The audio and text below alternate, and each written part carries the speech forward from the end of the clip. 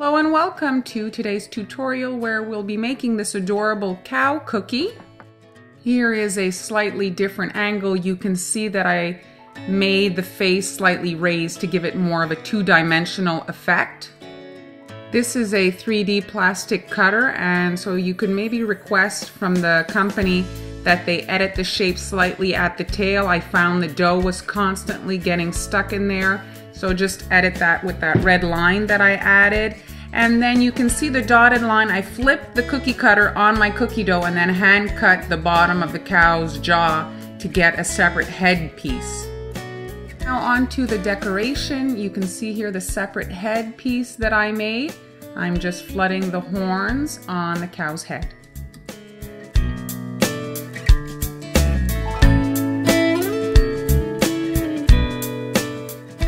I waited a couple of minutes for the horns to crust, and then I'm coming in now with the black, adding some detail to the side of his head and his ear, and then we're going to do the other ear in black as well.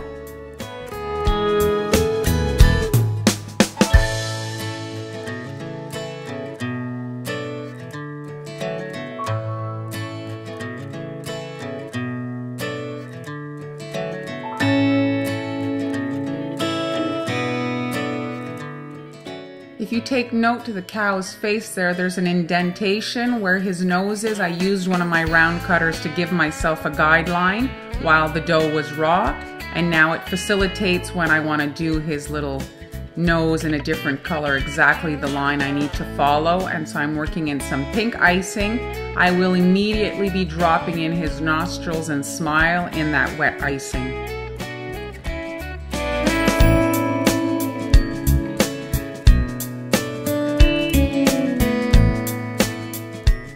Before you come in and do these details, I suggest you use a template and add the dots you might want for the cow's back.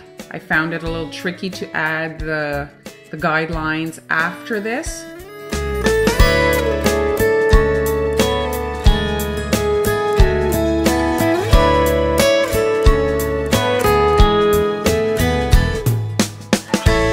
Now I'm grabbing my pink icing again and just flooding the cow's udder. You can see there those dotted lines, that's where the head is going to line up. It's just to give myself an indication of where to stop the icing.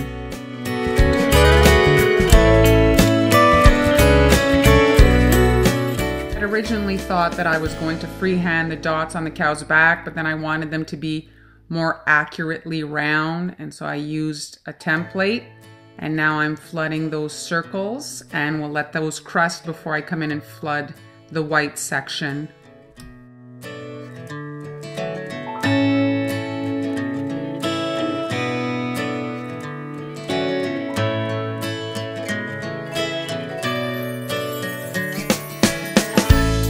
Black icing has had a little bit of time to dry.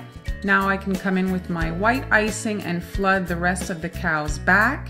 I'm not flooding behind the head, since when I push in the second cookie, it might cause the icing to flood over the side, and it really isn't necessary.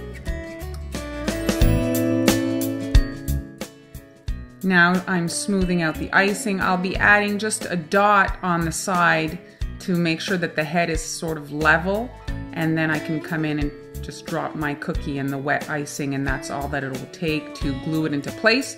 And then I can come in and flood the face.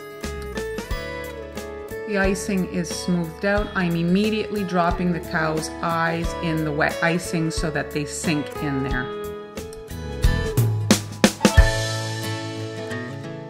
Here is the completed cow cookie. I really like the face a little bit forward like that. It gives it a different look. Thanks so much for watching, and I'll see you next time.